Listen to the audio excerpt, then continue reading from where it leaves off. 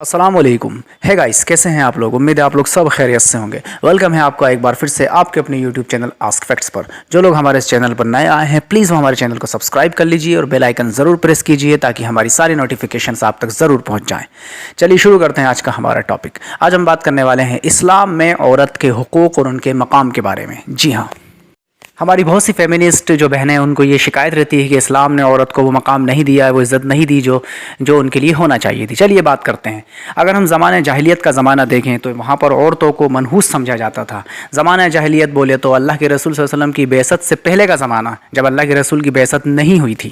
اس وقت عورتوں کو، لڑکیوں کو منحوس سمجھا جاتا تھا، انہیں جسموں کی نمائش سمجھا جاتا تھا اور انہیں ناچ گانوں، محفلوں کی رونقیں بنایا جاتا تھا. سوسائٹی میں، معاشرے میں ان کی کوئی عزت نہیں تھی اور نہ ان کا کوئی حق تھا.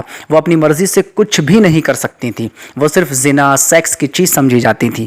اور اس زمانے کے اندر لڑکیوں کو زندہ درگور، زندہ دفنا دیا جاتا تھا. ہاں، جب کسی کی بیٹی ہوتی تھی تو وہ اسے منحوس سمجھتا تھا اور اپنی بیٹی کو زندہ ہی دفنا دیا کرتا تھا. اور اس وقت عورتوں میں بے حیائی اور ننگاپن پوری طرح سے عام تھا.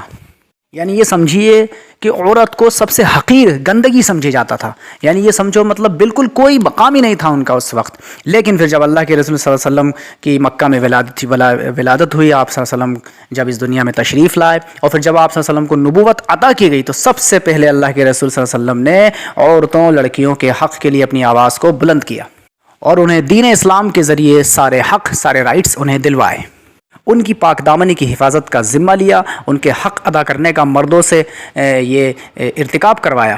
یعنی ان کے سارے حق مردوں سے ادا کروائے، انہیں مردوں کے برابر لا کے کھڑا کیا. انہیں ننگے پن، بے حیائی، ناچ گانوں جیسی گندگی سے نکال کر پردے، حجاب کی عزت پہنا کر انہیں اسلام کی شہزادیاں بنایا. انہیں دینی تعلیم دلوائی، انہیں دینی تعلیم میں آگے بڑھایا، انہیں بزنس، تجارت میں آگے بڑھایا، انہیں تعلیم میں آگے بڑھایا. چھوٹی بچیوں کو جہاں زندہ دفن کر دیا جاتا تھا، یہ جو گمراہی تھی، اس سے روکا. اللہ کے رسول نے جو بچیوں کو جو دفنایا جاتا تھا ان سے منع فرمایا، ان سے روکا. اور لڑکیوں کے پیدا ہونے پر جنت کی خوشخبریاں اللہ کے رسول نے سنائی.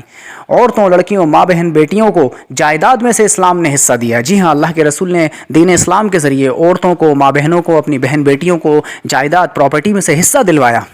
اسی طرح اللہ پاک نے قرآن میں ایک پوری کی پوری صورت عورتوں کے نام سے اتاری، اور یہاں تک کہ دوسری صورت جس کا نام مریم ہے، جو حضرت مریم علیہ السلام کے واقعات پر اتاری ہے، نازل کی ہے، وہ پوری کی پوری صورت اللہ تعالیٰ نے یہ 2 صورتیں عورتوں کے نام پر اتاری ہیں. اسی طرح اللہ تعالیٰ نے قرآن حدیث میں عورتوں کے مرتبے بتائے، ان کی عزت کرنے، ان سے اچھے اخلاق سے پیش آنے اور ان سے اچھا سلوک کرنے کا حکم دیا. ٹھیک اسی طرح اللہ تعالیٰ نے قرآن حدیث میں عورتوں کو پردہ حجاب کرنے کی ہدایت دی، پردہ حجاب کرنے کا حکم دیا، اور مردوں کو بھی اپنی نظریں نیچے رکھنے کا حکم دیا، اور مردوں کو عورتوں کی عزت کرنے کا حکم دیا، اور مردوں کو حکم دیا کہ وہ اپنی بیویوں سے اچھا سلوک کریں، ان سے اچھے اخلاق سے پیش آئیں، اپنی ماں بہن بیٹیوں کے حق ادا کریں، اپنی بیوی کے حق ادا کریں. اسی طرح اللہ پاک نے عورتوں کو قرآن حدیث میں اپنی عزت، اپنی پاک دامنی کی حفاظت کرنے کا حکم دیا کہ وہ اپنی پاک دامنی کی حفاظت کریں، اپنی زینت کو چھپا کر رکھیں پردے کے اندر.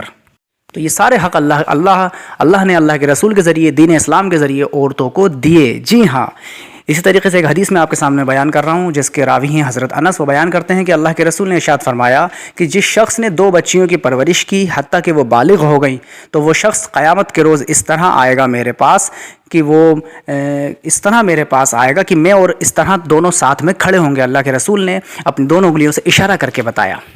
اسی طرح ایک حدیث اور ہے جس کے راوی ہیں جاہمہ رضی اللہ عنہ، اور وہ بیان کرتے ہیں کہ نبی پاک صلی اللہ علیہ وسلم نے ارشاد فرمایا کہ ایک شخص میری خدمت میں آیا، اس نے عرض کیا کہ میں جہاد میں شریک ہونا چاہتا ہوں. یعنی انہیں اللہ کے رسول سے یہ کہا کہ میں جہاد میں شریک ہونا چاہتا ہوں، اس کا مشورہ آپ سے کرنا چاہتا ہوں. تو نبی پاک صلی اللہ علیہ وسلم نے ان سے پوچھا کیا تمہاری والدہ ہیں؟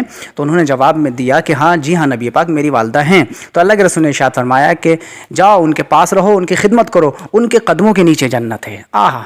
تو یہ ساری حدیثیں، یہ ساری قرآن کی آیتیں اللہ اسلام میں عورتوں کے مقام کو بیان کرتی ہیں کہ ماں کے قدموں کے نیچے جنت رکھی گئی ہے، اور ماں کا سب سے بڑا مرتبہ اسلام میں بتایا گیا ہے.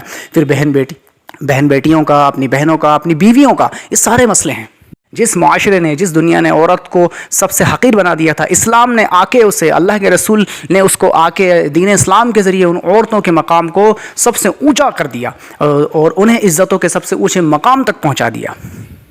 اسی طرح ایک حدیث حضرت عائشہ رضی اللہ عنہ سے روایت ہے، وہ بیان کرتی ہیں کہ ایک عورت میرے پاس آئی اور اس کے ساتھ اس کی 2 بیٹیاں بھی تھیں۔ اس نے مجھ سے سوال کیا کچھ کھانے کا، تو میرے پاس صرف ایک کھجور ہی تھی، میں نے وہی اسے دے دی۔ اس نے ان کھجور کو اپنی دونوں بیٹیوں کے درمیان تقسیم کر دیا اور بانٹ دیا، اور اس نے خود کچھ بھی نہیں کھایا، پھر وہ چلی گئی۔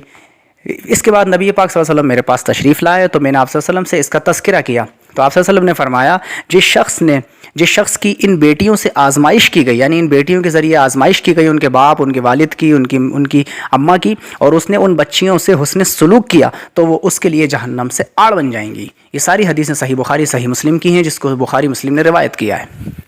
یہ تو چند حدیثیں ہیں اور چند چیزیں جو میں نے آپ لوگوں کو اسلام میں عورت کے مقام کے مضمون کے تحت بتائی ہیں، اس ٹاپک کے تحت بتائی ہیں۔ ایسی کئی حدیثیں ہیں اور اسلام نے ایسے کئی رائٹس، اتنے سارے رائٹس دیے ہیں جو دنیا کی کوئی کتاب یا کوئی قانون نہیں دے سکتا۔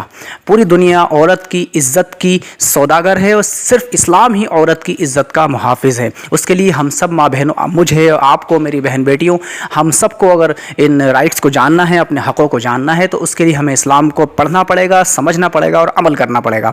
آج کے لیے اتنا ہی گائز۔ ہمارا ویڈیو اگر پسند آئے تو اسے لائک کیجئے، شیئر کیجئے اپنے دوستوں کے ساتھ اور سبسکرائب کیجئے آپ کے اپنے یوٹیوب چینل آسک فیکٹس کو۔ تب تک کے لیے اللہ حافظ، السلام علیکم۔